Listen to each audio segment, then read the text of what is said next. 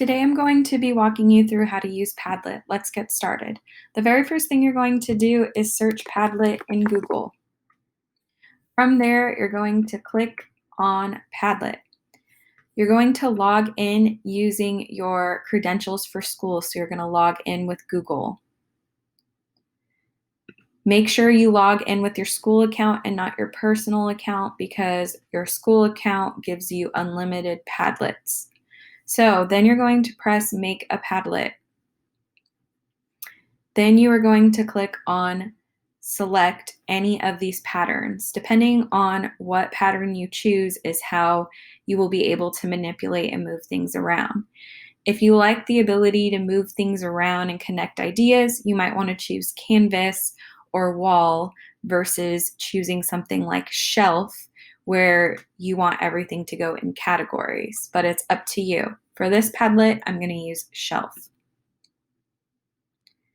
From there, it's going to ask me to rename my Padlet. I would suggest you name your Padlet whatever the assignment is. For this assignment, I'm going to name it Back to School.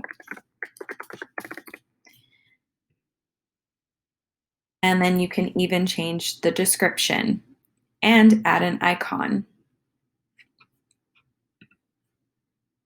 I'm going to add a puppy.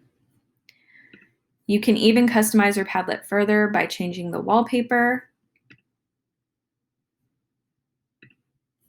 etc. The next thing that you're going to do is make sure that you don't have any of these posting settings turned on. The posting settings will disable people from being able to view them, make comments on them.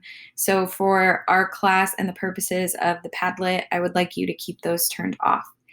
Then once you have everything ready to go, you'll press Next.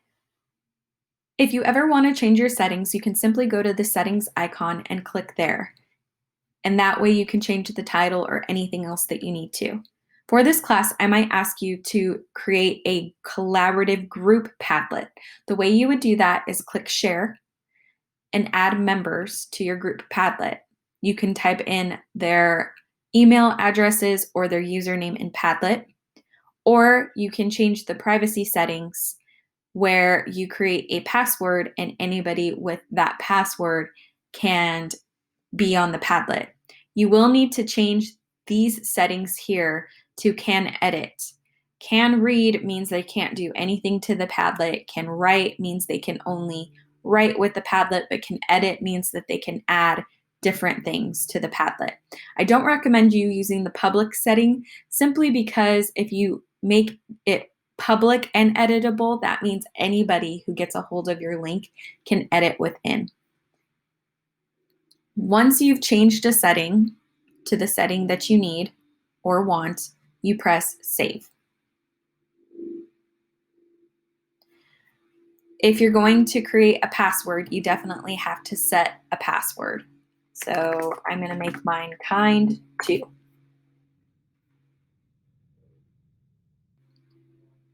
Once you've saved, then you can get started. Getting started with your Padlet depends on the style of the Padlet that you chose. For this style, there's a text box that's already been created, but in some instances, you might need to go to the bottom right-hand corner of your screen and click the plus sign in order to add a text box. When you're working on a group assignment, I recommend that you put your name in the first column.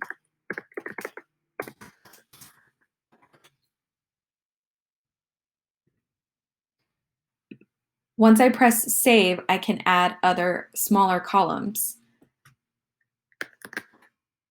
I can type answers to questions.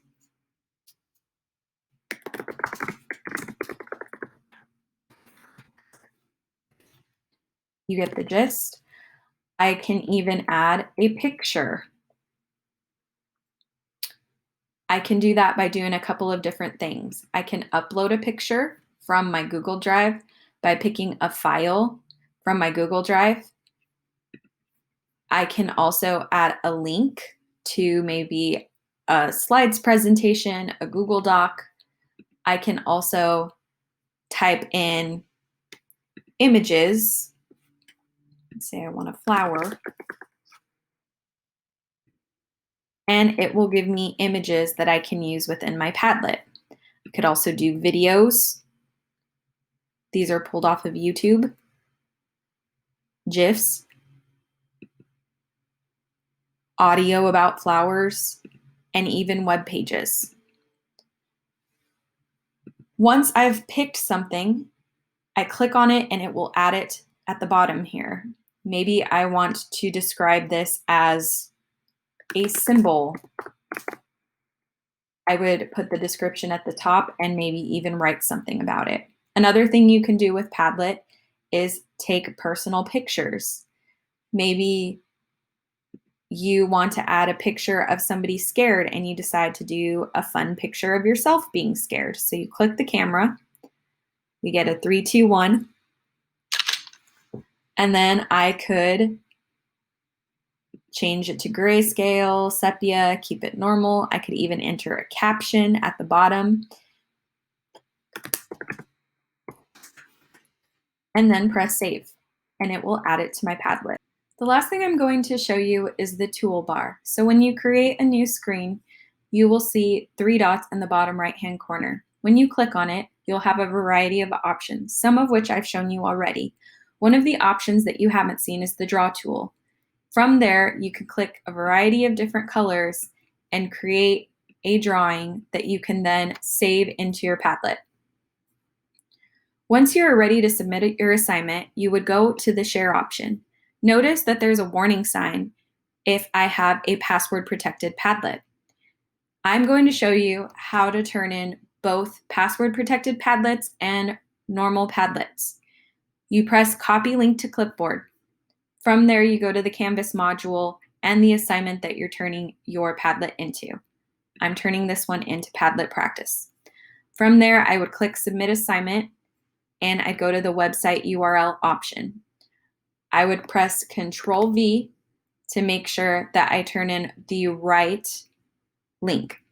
Then, if I have a password protected Padlet, and it is only if I have a password protected Padlet, in the comments area, I would write my password. And then I would press submit assignment. In the submission details, you would be able to see my password.